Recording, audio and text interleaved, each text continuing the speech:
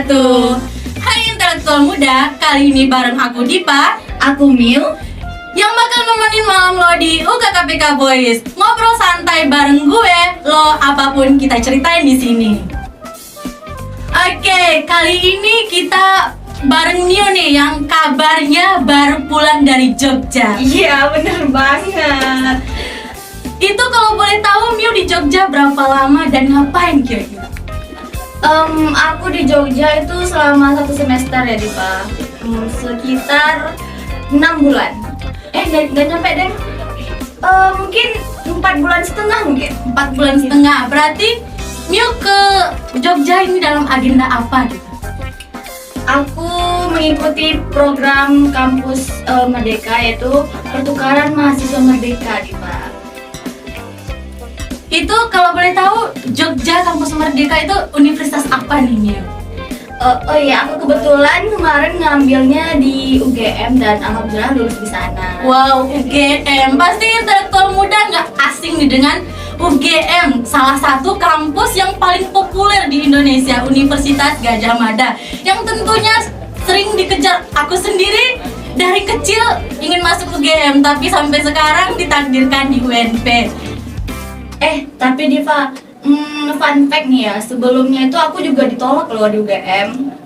Ditolak ini mau daftar ke UGM atau PMM-nya yang ditolak di Miu? Oh, itu aku tuh ditolak itu ketika ikut SBMPTN. Jadi makanya aku ikutan lagi di program pertukaran mahasiswa Merdeka.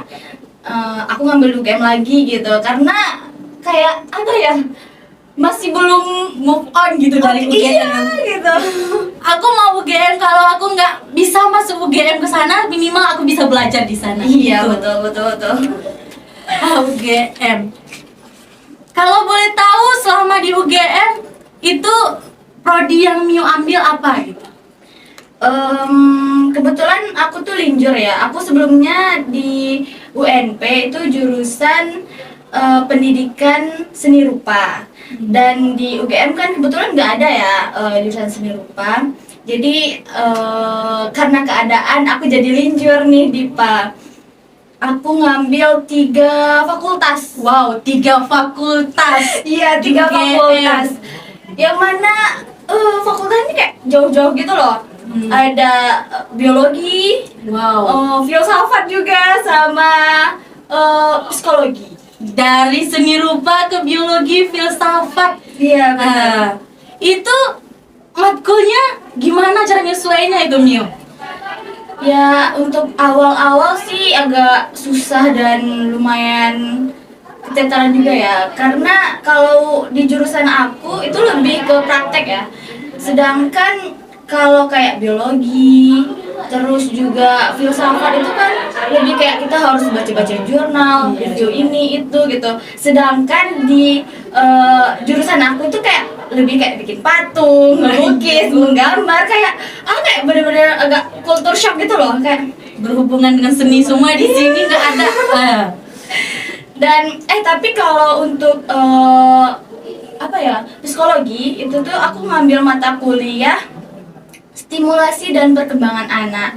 Dan ada sih aku kemarin tuh kayak menyelipkan apa sih namanya, Itu memasukkan unsurnya gitu. iya, unsur seni. Kan di psikologi perkembangan anak itu, stimulasi perkembangan anak itu kami ada kayak observasi gitu.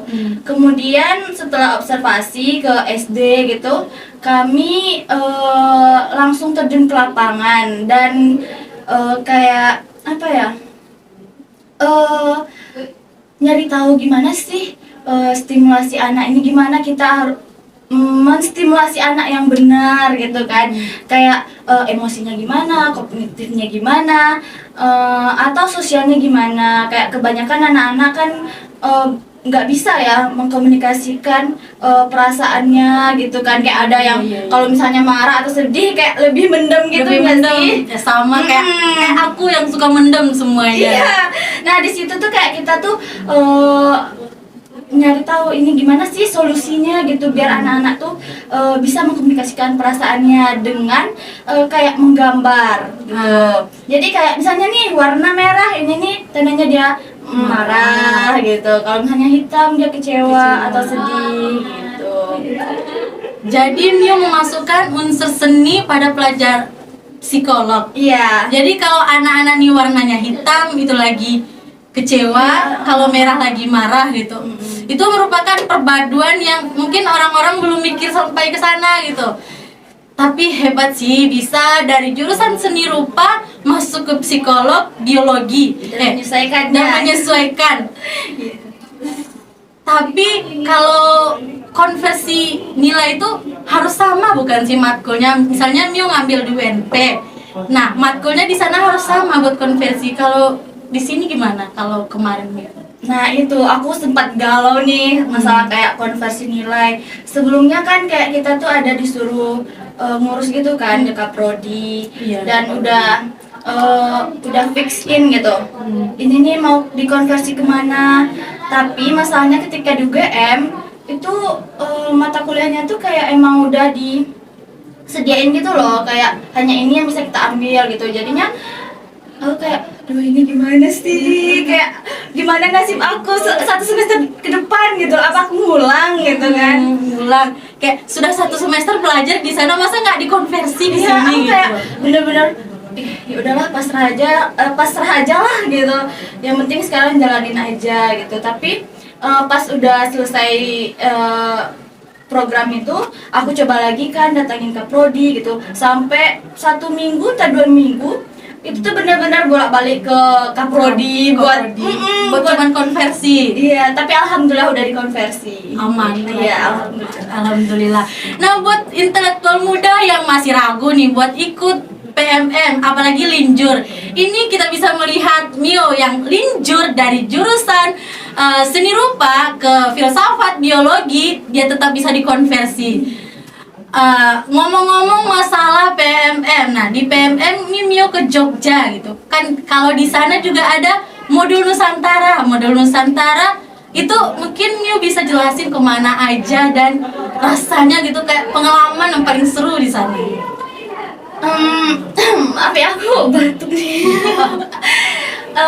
Untuk modul Nusantara itu kayak pertama-tama itu kami cuman diajak buat ngelilingin UGM ya, kayak buat Mengenalin UGM gitu kan, karena UGM tuh luas banget deh, luas banget. Aku kayak dari fakultas ini ke fakultas itu kayak jauh banget, kayak capek banget gitu. Untung aja, iya, untung aja di UGM itu tuh ada sepeda kampus gitu. Gratis nggak? Gratis Oh, dong, gratis. Dan untuk modul Nusantara juga kami ada pergi ke candi juga, Candi Prambanan, Candi Borobudur juga. Terus apa lagi ya? Aku kayak rada-rada ingat dan lupa gitu loh, Div. Karena saking banyaknya gitu loh. Banyaknya. Tiap minggu nggak sih modulnya? Iya. Kayak ngunjungin tempat yang berbeda tiap minggu dan itu pun gratis kan? Iya. Kayak dibiayain sama pemerintah. Juga kemarin tuh kalau nggak salah kami juga ke Batik Giriloyo. Jadi kami kayak ngebatik gitu, pergi ke apa ya, Geria Coklat gitu, kayak kami bisa nyobain coklat gratis juga. Kayak benar-benar gratis gitu loh. Mana lagi ya? Kontribusi sosial juga. Kontribusi. Itu yang kita ikut nanam padi atau apa gitu. Di sana ada orang nanam padi nggak? Kalau di sana mungkin ada, tapi kebetulan waktu aku kontribusi sosial itu kami lebih ke pendidikan gitu loh. Jadi Ke sekolah kami gitu. ke sekolah dan kayak ngajarin anak-anak gitu, anak-anak SD gitu. Sampai-sampai aku kayak TikTok aku di follow anak SD loh. Iya, TikTok, Instagram kayak bener-bener ya ampun ini anak SD udah main TikTok. Iya, emang Tapi zamannya. itu pengalaman yang aku rasa tuh nggak bakal terlupakan gitu. Tapi di sana apalagi kayak ketemu orang baru dari berbagai provinsi dari Sabang sampai Merauke. Itu ada nggak sih pengalaman atau Mio nggak bisa lupa sama pengalaman itu, kayak sampai sekarang gamon gitu loh? Aduh, kalau masalah itu sih banyak ya yang bikin gamon. Ya mungkin awal-awalnya kayak banyak sih, kayak kekecewaan juga gitu, kayak mulai dari konversi nilai juga. Terus juga aku di sana nyari kosan juga. Aku hamin berapa itu ya, hamin seminggu itu belum dapat kosan karena untuk kuota apa ya, asrama itu cuman buat anak kid. Jadi nggak bisa dapat asrama kos berarti. Jadi aku kayak bener-bener nyari, dan aku juga nyari teman buat sekos bareng gitu kan, dan kami juga nggak saling kenal gitu kan, jadi Harus terpaksa adaptasi dulu. jadi kayak siapa ya nih mau sekos sama siapa ini. Akhirnya aku kayak ketemu nih teman aku, namanya Kak Andi nih. Teman Kak Andi sekos nih. aku. Nah, buat Kak Andini nih, kalau denger podcast kita, ada pesan nggak buat dari Miu buat Kak Andini? Iya, kalau sama Kak Andin ini kayak seru lah, kami kayak suka duka kami lewati bareng, sampai kami pindah kos itu tuh hampir dua kali pindah kos. Itu tuh pertama itu kos yang pertama itu bener-bener jauh gitu, kayak jauh, kayak untuk dari kos ke UGM itu bayar gojeknya itu 16-18 ribu gitu, kayak aduh ini Nggak sanggup. tapi Di Jogja kan ada kayak trans atau angkutan umum yang murah-murah gitu. iya. Tapi untuk kalau misalnya aku mau pulang baru pakai itu, tapi kalau misalnya pergi pagi kayak bisa-bisa telat dong gitu. Berarti pas pagi itu belum lewat atau gimana? Udah ada yang lewat, cuman namanya pagi pasti kayak di macetnya atau apa gitu kan. Jadi naik gojek. Tapi Tapi Jogja tuh makanannya murah-murah nggak sih? Gimana kayak makanan Jogja yang Miu biasanya di Padang pasti lidahnya terbiasa dengan makanan pedas. Di Iya, Jogja makanannya manis gitu rata-rata. Gimana sih? Nggak culture shock itu lidahnya? ya awal-awal nih aku 1 minggu pertama tuh aku bener-bener langsung nyobain gudeg. Dan aku kayak bener-bener ya ampun ini manis banget gitu, lebih manisan gudegnya daripada TS-nya. Bener-bener aduh, ini bener-bener manis banget loh gitu. Dan aku coba sekali aja sih beli itu karena kayak bener-bener Manis nggak sesuai sama lidah orang Padang. iya. Aduh, pokoknya apa ya? Aku kan pertama tadi kan ngekos kan karena jauh. Nah, yang kedua nih aku pindah. Deket ke UGM juga, tapi mungkin agak berapa ya? Agak 15 atau 10 menitan gitu 10 dari menitan. kosan. Nah, tapi masalahnya kalau di sana itu apa ya, kamarnya tuh kayak sempit banget, Dip. Kayak aku tuh bener-bener satu kasur berdua gitu sama Kak Andin. Iya. Kalau di kos biasanya ada lemari juga. Itu kamar mandi itu kayak pengap dan sempit pasti kayak. Iya. Iya. Tapi kami di sana 2 bulanan. Nah, kemudian Kak Andin ini kebetulan saudaranya datang nih ke Jogja, dan dia jadi kayak apa ya? Jadi sama saudaranya Sama gitu saudaranya. kan. Jadi kayak kalau misalnya aku sendiri, aku kan orangnya agak takut gitu ya kalau misalnya sendiri gitu. Dan juga aku kayak gini, sama siapa nih ya sekos gitu kan, aku takut banget kalau sendirian gitu. Tambah lagi sendiri tuh mahal juga kan? Oh iya Harganya. kayak nggak berapa ya kemarin tuh aku ngekos tuh 1 juta. 1 juta sekamar. Kalau berdua 500 lebih hemat. Tuh jadinya pas Andini nih pergi, Miu sama siapa? Nah, kebetulan di asrama itu tuh ada yang kayak keluar gitu loh, dia dari asrama. Jadi kayak aku dapat info nih, kebetulan ada orang dalam juga nih. Jadi kayak ada infoin jadi kan aku dipanggil Mita kan. Jadi kayak Mita nih asrama nih ada yang kosong nih kamarnya, kalau misalnya mau masuk aja gitu kan. Jadi kayak ini kayak rezeki anak soleh.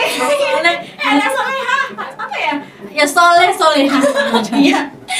Pokoknya kayak bener-bener ya udah aku asrama aja deh, soalnya aku gak berani kan sendiri gitu. Akhirnya aku kayak ngurus berkas ke asrama, dan akhirnya aku masuk asrama. Asramanya dalam kampus berarti. Enggak juga sih, kalau asramanya nih, asrama di UGM itu juga ada banyak. Tapi kebetulan yang di asrama aku itu tuh kayak jauh tapi masih bisa dijangkau. Masih bisa lah, dijangkau. gitu. Itu jalan kaki berangkatnya atau naik sepeda, naik kendaraan dari asramanya? Kalau dari asrama itu aku naik kadang naik gokar ya. Kalau bareng-bareng kan bareng-bareng nih kayak asrama banyak banget kan teman-teman di sana. Terus juga kalau misalnya pulang itu tuh naik TJ atau Trans Jogja. Boleh di-spill harga Trans Jogjanya berapa? Kalau Trans Jogja itu kalau misalnya kita pakai GoPay itu tuh harganya 2.700. Tapi kalau kita bayarnya pakai apa ya? Cash itu tuh 3.600. Jadi kayak lebih murah kan GoPay. Pakai GoPay. Nah, kan pas ikut PMM di Jogja, New juga organisasi di UKKPK kan? Iya, betul, Ibaratnya betul. UKKPK masih jalan selagi masih di Jogja, dan itu New masih aktif di organisasi, ikut kepanitiaan dan lain-lain. Itu New ada ngerasa kayak sanggup nggak gitu? Aku sanggup nggak buat aktif di organisasi? Caranya gimana gitu? Boleh di-spill dong. Ya kalau misalnya untuk bagi waktu nih kali ya dia. Bagi waktu. Insya Allah waktu di Jogja aku lumayan bisa memanage gitu loh, karena untuk mata kuliah kan nggak terlalu padat banget ya, dan aku bisa mengimbanginya dengan aku bikin apa ya, job desknya itu Ngerjain yang dari panitia Iya, ini, yang itu tuh- online aja berarti. itu tuh paling malam itu tuh aku kejar gitu. Terus juga aku kebetulan waktu di Jogja juga ikut apa namanya nih, volunteer gitu loh dia. Volunteer, iya. Jadi ikut kepanitiaan di UNP juga. Ikut volunteer di sana juga kan, Iya. padat banget gitu Mia. Tapi alhamdulillah bisa mengimbanginya. Dan sampai sekarang masih bertahan di UKKPK dan juga masih aktif dan tetap lanjut. Oke, terima kasih kepada Miu yang telah berbagi pengalaman tentang Jogja dan juga kampus UGM. Juga terima kasih kepada intelektual muda yang telah mendengarkan podcast kami. Next kita bakal bahas-bahas hal-hal seru lain dengan orang-orang yang tentunya memiliki pengalaman lebih yang menarik. Tetap saksikan di Spotify UKKPK Voice dan juga di channel YouTube UKKPK UNP. Aku Dipa pamit. Aku Miu. Wassalamualaikum warahmatullahi wabarakatuh. Wish you all the best and see you next.